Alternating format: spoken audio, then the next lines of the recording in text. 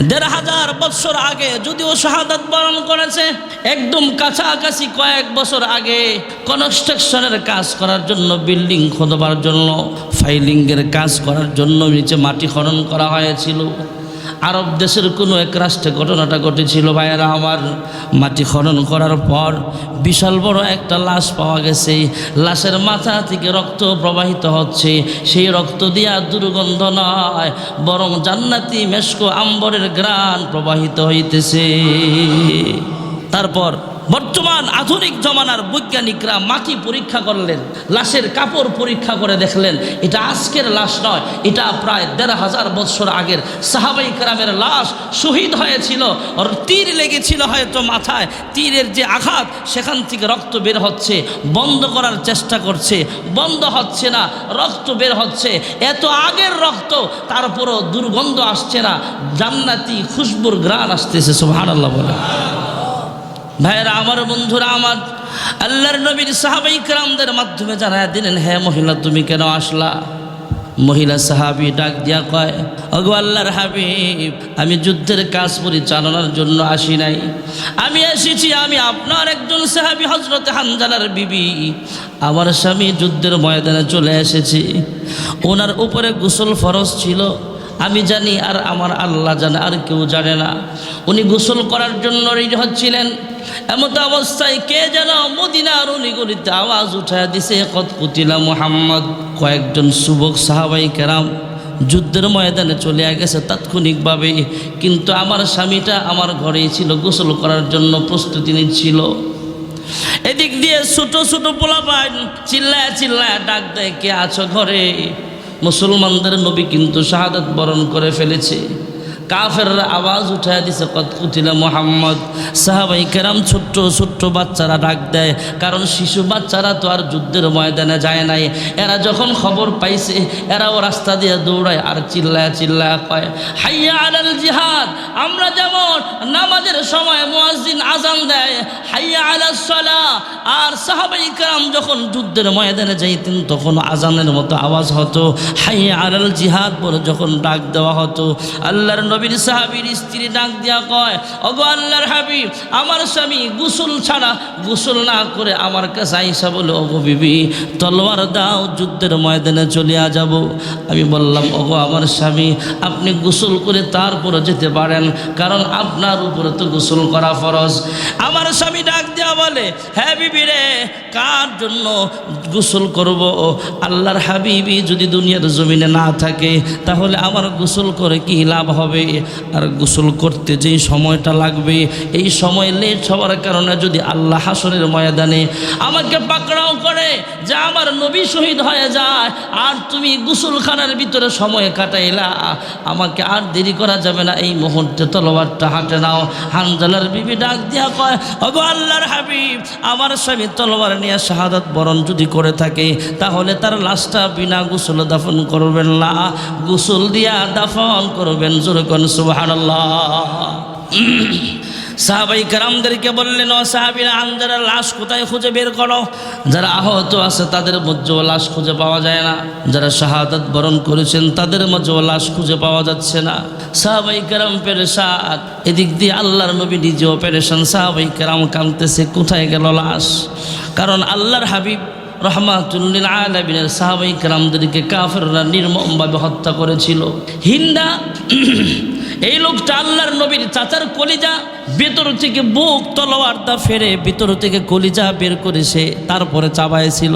ওয়াহশী নামে একজন, পরবর্তীতে যদিও সে ভালো হয়ে গেছে, সেও কাফেরদের পক্ষ নিয়ে মুসলমানদের উপরে অনেক আঘাত করেছিল। ভাইয়েরা আমার, বন্ধুরা আমার, এই হিন্দা আল্লাহর হাবিবের চাচা আমির হামজার কলিজা যখন চাবাইছিল তখন হয়তো একটু রক্ত ভিতরে ঢুকেছিল। আমাদের উলামায়ে কেরাম হাদিস থেকে বর্ণনা করেছেন, মুহাদ্দিসিনে কেরাম বলেন, এই সাহাবীর রক্ত যেহেতু তার ভিতরে ঢুকেছে, আল্লাহ হয়তো এই বরকতে তাকে হেদায়েত দান করেছে, ওই সাহাবীর রক্তটাকে আল্লাহ জাহান্নামে নিবে না, এই রক্ত খাওয়ার বরকতেও আল্লাহ তাকে জান্নাতি মানুষ বানায় দিছে। জোরে কোন সুবহানাল্লাহ। যেহেতু তার ভিতরে সাহাবীর রক্ত ঢুকছে, আল্লাহর নবীর সাহাবীটা আল্লাহ জাহান্নামে নিবে না, যদিও সে বেঈমান, সাহাবীর কলিজা কামড়ায় খাইছে, কিন্তু এই রক্তটা তো তার ভিতরে চলে গেছে। এই বরকতে আল্লাহ কয় আমার নবীর সাহাবীর রক্তটাও আমি আল্লাহ জাহান্নামে দিব না, যা তোরা আমি আল্লাহ হেদায়েত দিয়ে দিলাম। সুবহানাল্লাহ, কত বড় দুশ্মনকে আল্লাহ হেদায়েত দিয়ে দিয়েছে। ওয়াহশী মক্কা বিজয়ের পর আইসা সাহাবাই কেরামদের পরামর্শে আইসা কয়, ইয়া রাসূলুল্লাহ, আমি আপনার কাছে ক্ষমা চাইতে আসছি আর মুসলমান হইতে আসছি। সুবহানাল্লাহ। আল্লাহর নবী শুধু এতটুকু বলছিলেন, কয়েকজনের নাম ধরে তোমরা মুসলমান হইছো, মাফ করে দিলাম, ঠিক আছে, তবে তোমরা আমার সামনে আইসো না, একটু আড়ালে আড়ালে থাইকো, কারণ তোমাদের চেহারার দিকে তাকাইলে আমার চাচার কথা মনে হয়ে যায়। ওহশী আয়েশা তো এই কথাও বলছে, ইয়া রাসূলুল্লাহ, আমার যে আল্লাহ মাফ করছে এটা আল্লাহর পক্ষ থেকে আমাকে জানাতে হবে। তখন আল্লাহর পক্ষ থেকে আয়াত নাজিল করে জানাইছিল, হ্যাঁ তুমি মুসলমান হয়ে গেলে তোমার পিছনের সব গুনাহ আল্লাহ মাফ করে দিয়েছে। ভাইরা আমার, বন্ধুরা আমার, সাহাবীর স্ত্রী হানজালা রাদিয়াল্লাহু তাআলা আনহুর বিবি যখন আল্লাহর নবীর সাহাবায়ে কেরামদের মাধ্যমে আল্লাহর হাবিবের কাছে সংবাদগুলো জানালেন, আল্লাহর হাবিব সাহাবায়ে কেরামদের বললেন, দেখো কোথায় লাশ খুঁজে পাওয়া যায়, যারা মৃত বরণ করেছে তথা যারা শহীদ হয়েছে তাদের মাঝেও খুঁজে পাওয়া যায় না, যারা আহত অবস্থায় আছে শহীদ হয় নাই এদের মাঝেও তা হানজালার দেহটা কোথাও খুঁজে পাওয়া যায় না। সাহাবায়ে কেরাম পেরেশান, আল্লাহর হাবিব নিজেও পেরেশান। এমনই মুহূর্তে মহান আল্লাহ রাব্বুল আলামিন জিবরাইল আমিনকে পাঠায়া দিলেন। জিবরাইল আইসা জানায়া দিলেন, ইয়া রাসূলুল্লাহ, ইয়া হাবিবাল্লাহ, হানজালার জন্য আপনার পেরেশানি হতে হবে না, কারণ হানজালার গোসল ফরজ, হানজালার বিবি জানে আর আমার আল্লাহ জানেনি। যখন কে জানে? ইয়া রাসূলুল্লাহ, ইয়া হাবিবাল্লাহ, আপনি না জানলেও আমার মালিক জানে। মহান আল্লাহ রাব্বুল আলামিন এই হানজালার শাহাদাতটা কবুল করে নিয়েছেন এমনভাবে সে গোসল না করে যুদ্ধের ময়দানে ঝাঁপিয়ে পড়েছেন। ওগো আল্লাহর হাবিব, দুনিয়ার সাধারণ পানি দিয়া তার গোসল দেওয়া হবে এটা আল্লাহ পছন্দ করে নাই। মহান আল্লাহর হুকুমে আকাশের কোটি কোটি রহমতের ফেরেশতারা জান্নাতি পানি দিয়া হানজালার গোসল করাইতেছে। জোরকন সুবহানাল্লাহ। আল্লাহর হাবিব বারবার বলছেন, হ্যাঁ উসমান ইবনে তালহা, চাবিটা দাও, আমি একটু আল্লাহর কুদরতি পায়ে সাজদা দিতে যাই কাবার ভিতরে বইসা বইসা। কিন্তু উসমান ইবনে তালহা ডাক দিয়া কয়, তোমাকে চাবি দেওয়া যাবে না, আরবের বড় বড় নেতারা তোমার বিরুদ্ধে চলে গেছে, আবু জাহেল, উতবা, শাইবা সবাই তোমার বিরুদ্ধে আছে। রাহমাতুল লিল আলামিন ডাক দিয়া কয়, হ্যাঁ উসমান ইবনে তালহা, যদি একদিন আল্লাহর সাহায্য আসে, আল্লাহ যদি আমাকে মক্কা বিজয় করে, সেদিন দেখবা চাবি আর তোমার হাতে রাখতে পারবা না। আজকে তো চাবি দিলা না, একদিন সময় আসবে আমার হাতে মক্কার চাবি আল্লাহ পৌঁছায়া দিবে। জোরে কোন সুবহানাল্লাহ।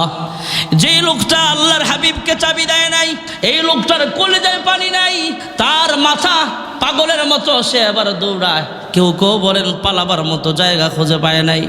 সে আল্লাহর নবীর কাছে আইসা অনুতপ্ত হলেন, মাফ চাইলেন।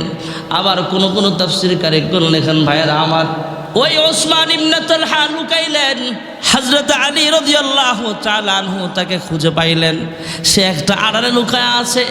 হযরত আলী ডাক দিয়া কয়, হ্যাঁ ওসমান ইবনে তালহা, তুমি গর্ত থেকে বের হও, আড়াল থেকে বের হও, আল্লাহর হাবিবের দরবারে চলো। ওসমান ইবনে তালহা বের হয় না। আলী ডাক দিয়া কয়, হ্যাঁ ওসমান ইবনে তালহা, শুধু আল্লাহর হাবিব বলেছেন তোমার সাথে যদি আমি কোনো রকম খারাপ আচরণ না করি, তাই তোমার সাথে খারাপ আচরণ করব না। আর যদি তুমি নিজের ইচ্ছায় গর্ত থেকে বের না হও, আড়াল থেকে বের না হও, তাহলে আল্লাহর নবী যেহেতু আমাকে বলেছেন তোমাকে নিয়ে যাওয়ার জন্য, আমার একটা হাতি কিন্তু তোমাকে নেবার জন্য যথেষ্ট। যেরকম সুবহানাল্লাহ। তুমি তো আমার ভালো করে চিনো, আমার নাম হলো আসাদুল্লাহিল গালিব। আলী, এক যুদ্ধে একাধিক তলোয়ার আমি ভেঙেছি, তারপরেও পিছপা হয়নি। তলোয়ার ভেঙে গেছে, আরেক তলোয়ার নিয়েছি, আমার তো তুমি চিনো ভালো করে। হ্যাঁ ওসমান ইবনে তালহা, বের হও, নচেত আমার দুহাত লাগবে না, তোমারে ধরার জন্য আমার একটা হাতই যথেষ্ট। এমনি আলগায় লয়ে যাবো। সুবহানাল্লাহ। আমরা কই না আইবি না ধরমু, তখন শক্তিশালী মানুষ হলে এভাবে কালার ধরে আলগায় লয়ে যায়। ডাক দিয়া কয়, তালহা, ওসমান ইবনে তালহা, বের হও জলদি। যখন ওসমানের আলীর হুঙ্কার শুনছে তখন সে বের হয়ে আসছে। জোরে কোন সুবহানাল্লাহ। আল্লাহর হাবিবের সামনে আইসা সে অনুতপ্ত হয়ে গেল, ভয়ে কাঁপতেছে, থরথর করে কাঁপতেছে। আল্লাহর হাবিব বলেন, চাবিটা দাও। আল্লাহর হাবিব চাবিটা হাতে নিলেন। ওসমান ইবনে তালহা কাঁপতে কাঁদতেছে, ভয়ে প্রকম্পিত, কলিজায় পানি নাই। আল্লাহর হাবিব এক পর্যায়ে ডাক দিলেন, কাবা শরীফ খুললেন, সেখানে সাহাবায়ে কেরাম আমল করবে, আল্লাহর হাবিব আমল করবে। আবু সুফিয়ান সহ আলী, ওসমান সব সাহাবায়ে কেরাম সামনে আসলেন। সবার আশা, যেহেতু আল্লাহর হাবিবের হাতে এখন কাবার চাবি আছে, হয়তো আমার কাছে এই দায়িত্বটা দিবে। সবার একটা আশা ভরসা, কিন্তু আল্লাহর হাবিব কোন সাহাবীর হাতে চাবি দেয় নাই। ওসমান ইবনে তালহাকে ডাক দিয়া কয়, হ্যাঁ ওসমান ইবনে তালহা, তুমি আমার থেকে চাবিটা নাও। সুবহানাল্লাহ। আল্লাহর হাবিব যখন বললেন চাবিটা ওসমান ইবনে তালহাকে দেওয়া হবে, ওসমান ইবনে তালহা আরো ভয় পেয়ে গেলেন যে আমি যদি চাবি আনতে যাই, আর এই মুহূর্তে মনে হয় কৌশল অবলম্বন করে অন্য সাহাবী আমাকে আইসা যদি দেহ থেকে গর্দানটা আলাদা করে দেয়, আমি কি করব? চাবি নেয় না। আল্লাহর হাবিবের পক্ষ থেকে ঘোষণা জানানো হয়েছে, হ্যাঁ ওসমান ইবনে তালহা, তোমাকে আমি আল্লাহর হাবিব, আমি রাহমাতুল লিল আলামিন মাফ করে দিলাম। এই চাবি তোমার হাতে দেওয়ার উদ্দেশ্য হলো, আমি আল্লাহর হাবিব তোমার হাতে চাবিটা অর্পণ করলাম। শুধু তুমি নয়, তুমি যতদিন দুনিয়ার জমিনে বেঁচে থাকবা ততদিন তোমার হাতেই চাবি থাকবে। তোমার ইন্তেকালের পরে তোমার সন্তানই চাবিটার দায়িত্ব গ্রহণ করবে। তোমার সন্তান মারা গেলে তোমার নাতিয়ের দায়িত্ব গ্রহণ করবে। কোনো জালেম বাচ্চা ছাড়া কিয়ামত পর্যন্ত তোমার হাত থেকে, তোমার বংশের মানুষ থেকে এই চাবিটা কেউ নিতে পারবে না। যেরকম সুবহানাল্লাহ। কাবার চাবি এখনো ওসমান ইবনে তালহার বংশের লোকদের কাছে এখনো আছে, বৎসরে কয়েকবার খোলা হয়। সুবহানাল্লাহ। মক্কা বিজয় হয়ে গেল ভাইয়েরা আমার, দুজাহানের সরদার রাহমাতুল লিল আলামিন রাস্তা দিয়ে হাঁটে। মক্কা বিজয়ের সময় হঠাৎ করে তাকায় দেখে একজন বৃদ্ধা মহিলা রাস্তা দিয়া যায়। মহিলার চাইতে মহিলার বোঝাটা অনেক বড় হয়ে গেছে। আল্লাহর হাবিবকে সেই মহিলা চিনতে পারে নাই। দুজাহানের সরদার ডাক দিয়া জিজ্ঞেস করে, হ্যাঁ মা, তোমার যে বোঝা দেখা যায়, তোমার যে গাঁটটি দেখা যায়, এই গাঁটরি তুমি তো বহন করা সম্ভব হবে না। মহিলা ডাক দেয়া কয়, হ্যাঁ নওজোয়ান যুবক, আমার বংশের লোকেরা আমাকে একা রাইখা চলে গেছে। দুজাহানের সর্দার এখনো পরিচয় দেয় না, ডাক দিয়া জানতে চায় কি হয়েছে, তোমাকে একা রাইখা কেন চলে গেছে? কয়, তুমি কি এখনো জানো না মদিনা থেকে আব্দুল্লাহর পর মুহাম্মদ 10,000 সেনাবাহিনী নিয়ে মক্কায় প্রবেশ করেছে। যারে পায় তারে দুনিয়া থেকে সরায়া দেয়।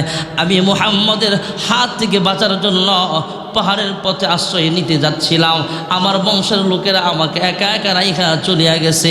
মুহাম্মদুর রাসূলুল্লাহ সাল্লাল্লাহু আলাইহি ওয়াসাল্লাম তখনও পরিচয় না দিয়া জিজ্ঞেস করে, হ্যাঁ মা, তোমার যে গাঁটুরি আছে এই গাঁটটিটা তুমি একা একা নিতে পারবা না, আমার কাছে দাও, আমি বহন করে তোমাকে পাহাড় পর্যন্ত পৌঁছায় দিব। মহিলা মনে করছে আমি যাওয়ার পরে যদি সদরঘাটে যারা কুলিগিরি করে বোঝা নিবে, চাচা আমার কাছে দেন, আমার কাছে দেন।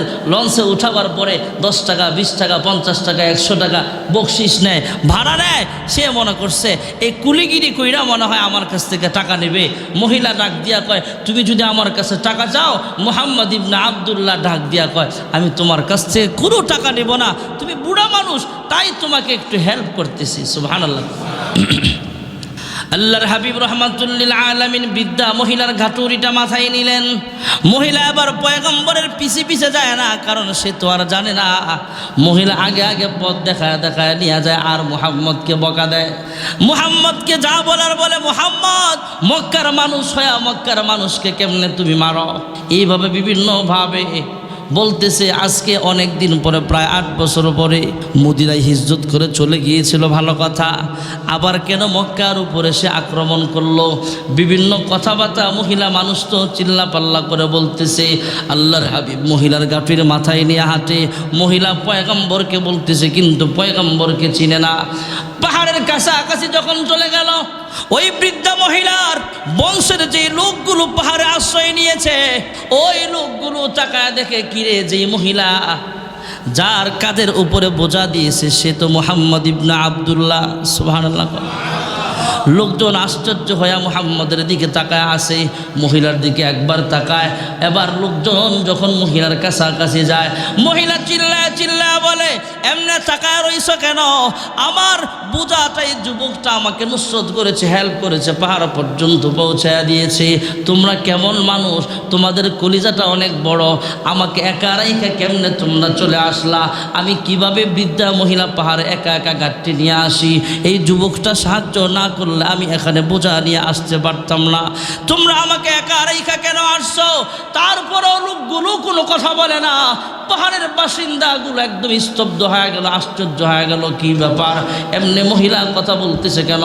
আবার মুহাম্মদুর রাসূলুল্লাহর মাথার উপর বোঝা দেখা যায়। মহিলা ডাক দিয়া কয়, কি হয়েছে তোমাদের, এইভাবে তাকায় আছো কেন?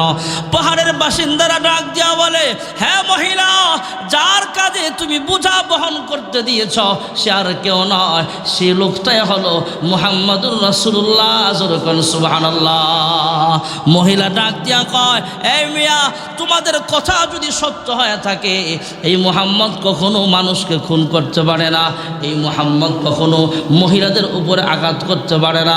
কারণ আল্লাহর হাবিব রাহমাতুল লিল আলামিন মক্কা বিজয়ের সময় ঘোষণা দিয়েছে, 3 জায়গায় যখন মানুষ প্রবেশ করবে, মক্কাতুল মুকাররমায়, আবু সুফিয়ানের ঘরে অথবা নিজের দরওয়াজা লাগায়া দিবে, তাদের উপরে আঘাত করিও না। কোনো শিশু, কোনো মহিলাদের উপরে আঘাত করবা না, তাদেরকে কোনো আঘাত করা হবে না, জুলুম করা হবে না, অত্যাচার করা হবে না। মহিলা ডাক দিয়ে বলে, এই যদি হয় মুহাম্মদুর রাসূলুল্লাহর অভ্যাস, যদি এটা হয়ে থাকে, আখলাক যদি এমন হয়ে থাকে, আমি আর তোমাদের দলে নাই। হ্যাঁ মুহাম্মদ, আমার বুঝতে আর বাকি নাই, আমাকে ভুল বোঝানো হয়েছে। মুহাম্মদ জালেম হতে পারে না, মুহাম্মদ হলো আসলে সত্য একজন পয়গম্বর। এমন আখলাকওয়ালা মানুষ কখনো মাজলুম, জুলুম, জালেম হতে পারে না। হ্যাঁ মুহাম্মদ, আর দেরি করতে চাই না, তোমার ভিতরে নবুয়তির প্রমাণ আমি পেয়ে গেছি। এমন আখলাকওয়ালা মানুষগুলোকে আল্লাহ পয়গম্বরের দায়িত্ব দান করে। হ্যাঁ পয়গম্বর, আর দেরি করবার চাই না, এই মুহূর্তে আমাকে কালিমা পড়ে মুসলমান বানায় দাও। এই হলো মক্কা বিজয়। বিশাল লম্বা কথা, সংক্ষেপে আপনাদের শোনালাম। আরও অনেক ঘটনা বিচ্ছিন্ন ঘটেছে।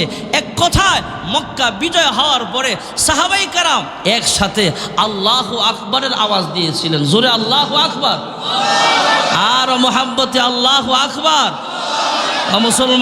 মুসলমান, আমার মতো খতিব সাহেব দেখলে কিন্তু শয়তান ডরায় না।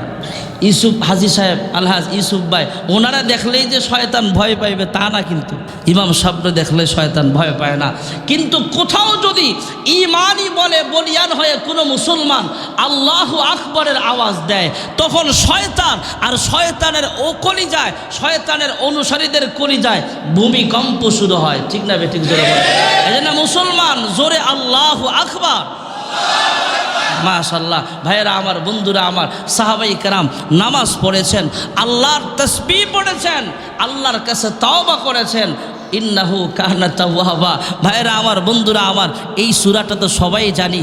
বিজয়ের মাসে, বিজয়ের দিনে আল্লাহ আমাদেরকে শিখাইছেন, ইজা জাআ নাসরুল্লাহি ওয়াল ফাতহ ওয়া রাআইতান নাসা ইয়াদখুলুনা ফি দীনিল্লাহি আফওয়াজা ফাসাব্বিহ বিহামদি রব্বিকা ওয়াস্তাগফির।